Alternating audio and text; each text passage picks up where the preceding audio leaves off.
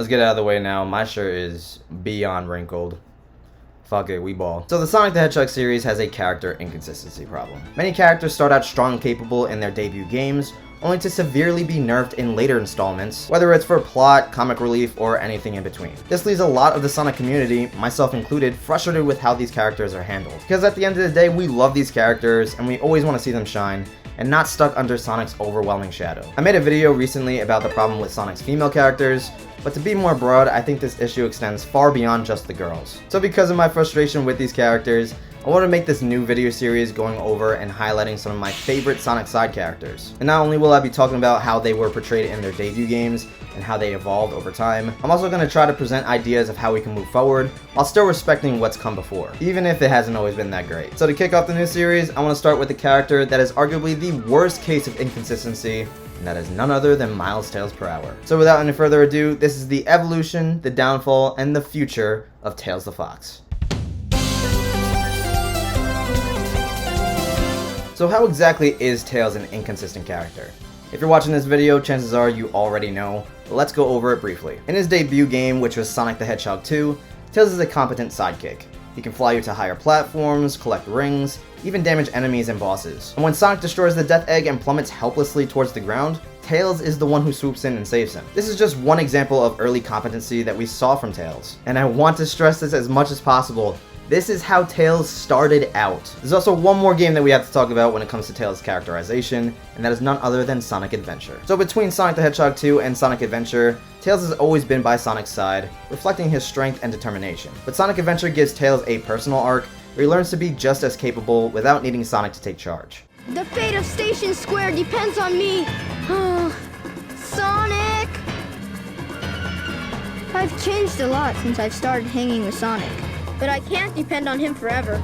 I know I can do this by myself. Okay, Eggman, bring it on! It's a natural progression because he's gained knowledge, skills, and experience. He's ready to step outside his comfort zone. And it's especially satisfying considering that Tails is still just a kid during all of this. When Sonic was away and Eggman threatened to destroy all of Station Square, who was there to save them?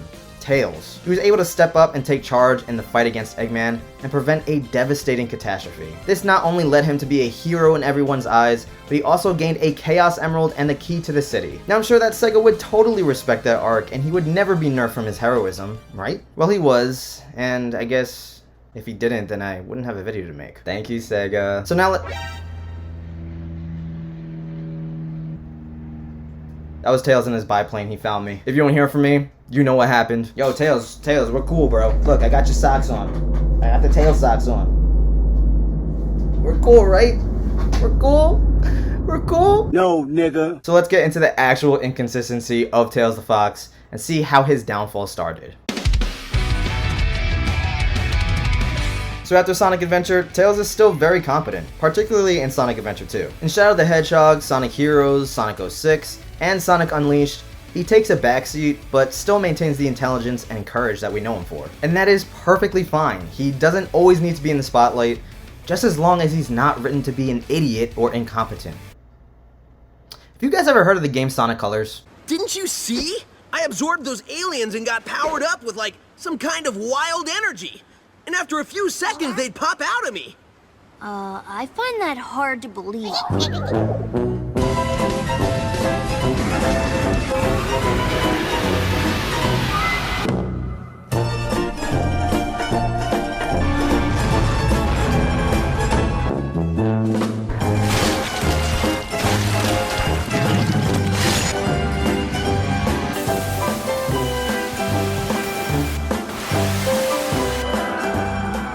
All's well that ends well, right? So this game focuses mostly on Sonic and Tails, an opportunity to continue developing Tails' character. But instead we get a version of Tails who doesn't understand English. This guy is always thinking that Yacker is saying some gibberish, and he doesn't even question if it's wrong or not.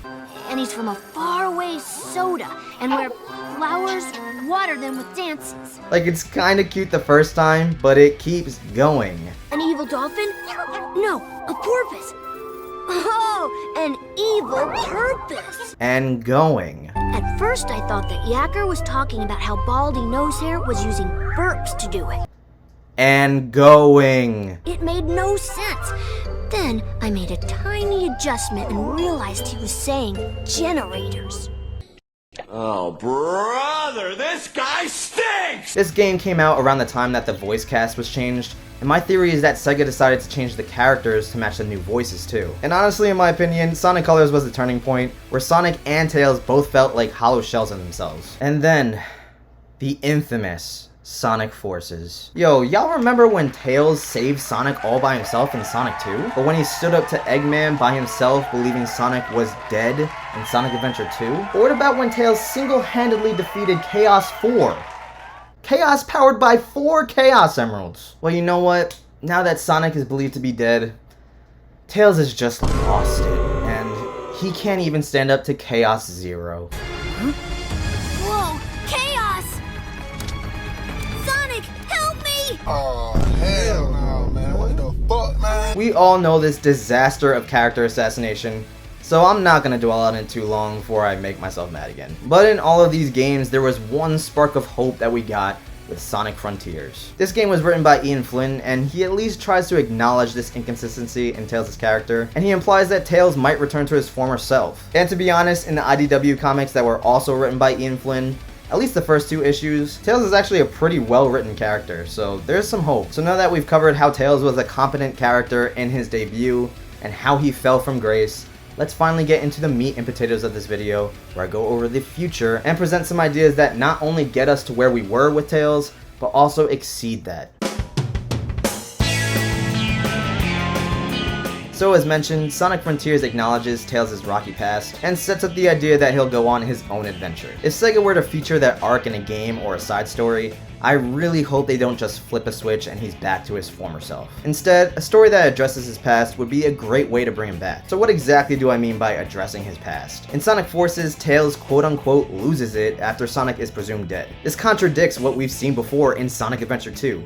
After thinking Sonic was dead, Tails fought Eggman himself. To me, this implies something must have happened before Forces, something that shattered his self-confidence. Since Sonic Colors was the first game that rewrote Tails' character, I think it would be interesting to explore what happened between Sonic Unleashed and Sonic Colors. So to create a hypothetical, let's say that there was a moment that Tails had the opportunity to call Sonic for help, but chose not to. He was confident enough that he thought he could handle it by himself, but it backfired. This incident shouldn't be entirely his fault. We don't want to reinforce that he's incompetent, so no one should die, but people should get hurt. At least enough to affect Tails emotionally and scar his confidence. So here we're gonna get into some fanfic writing. So if this is not your thing, I understand completely. Just know that these details could be completely swapped around for any scenario, not just the ones I presented.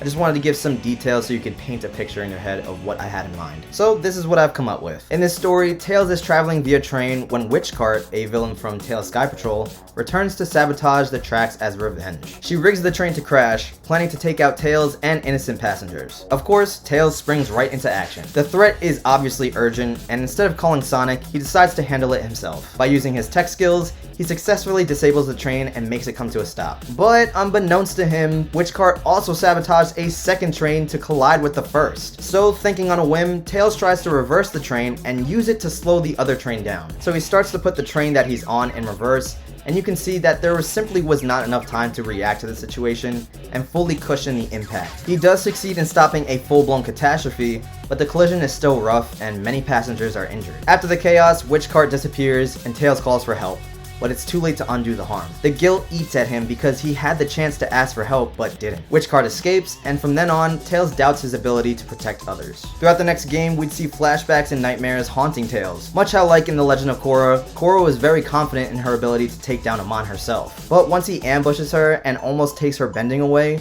Korra fears for her life and starts having PTSD from that moment. So Tails' fear becomes internalized trauma. So by the end of the events of Sonic Frontiers, Tails is tired of feeling useless, so he decides to track down Witchcart and confront her once and for all. This whole experience gave me a kind of clarity. When this is all over, I think I need to go it alone for a while. So my idea for the story is that Tails tracks her down and uncovers that she's secretly been laying down enchanted train tracks around the world. These tracks act as runes that, when activated with the Chaos Emeralds, will summon her Dark Master, a warlock of some sort. Well, I don't know, we'll call him Jeff. Jeff the Warlock, yeah, Jeff the Warlock. That sounds good to me, I don't know. So in the game, Tails rescues captured citizens, destroys the ruins, and tries to stop the summoning. Of course, this has to be a slow burn though, so when Tails confronts Witchcart for the first time, he ultimately loses, but is still determined to help the citizens because he knows that's the right thing to do. Eventually, Witchcart succeeds in reviving Jeff, but he consumes her life force to come back, eliminating her in the process. With no other choice, Tails faces the Warlock in one final battle. The people he saved over the course of the game believe in him, and their support and his personal growth ignite the confidence he once lost. And because of this, I think we have the perfect opportunity to introduce something that the fans wanted for so long. Now fully believing in himself, Tails taps into the power of the 7 Chaos Emeralds and becomes Super Tails, defeating the Warlock and saving the world. So what does the aftermath look like? Tails doesn't need to go back to being helpless, but at the same time, he doesn't need to be front and center in every game. But he should never again be written like a sidekick with zero agency or brains. As the brains of Sonic Team, Tails should always bring something to the table in games that he's featured in. Specifically something only Tails can do, like building masterful contraptions, tinkering with machines, and of course overall supporting the group.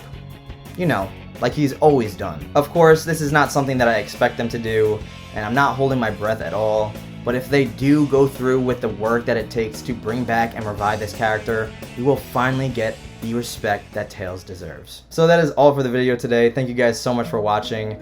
This was just a little hypothetical that I created in the course of a day, so obviously it's not fully fleshed out, but I'm still curious as to what you guys think. Let me know any changes that you'd like to see. Let me know any additions, any stories that you guys created for Tails, and so on. I want to read every single one of your guys' comments and respond to them. You guys have been so amazing with the comments. I could not be happier. Leaving really in-depth replies. It's amazing to see, and I'm so happy that I'm able to take the time to respond to all of you guys. And I know you guys have been eagerly waiting the Sonic Rivals Mega Collection video. I promise that will be out at least by the end of the summer, hopefully by the beginning of fall. I don't have a determinate date for it because it takes so much time in editing, but I have a lot of special treats for you guys, and I'm sure you guys will be very, very happy with the characters that made it into the video. So definitely stick around for that. And if you made it this far, I will announce right now that Witchcart will be added to the Sonic Rivals video as a strategist. Also, of course, make sure to subscribe. I will be posting videos every single week, whether it's movies, TV shows, or video games. I will be talking about it right here. Thank you guys so much for watching. My name is Japes, and I hope to see you in the next one. Take care.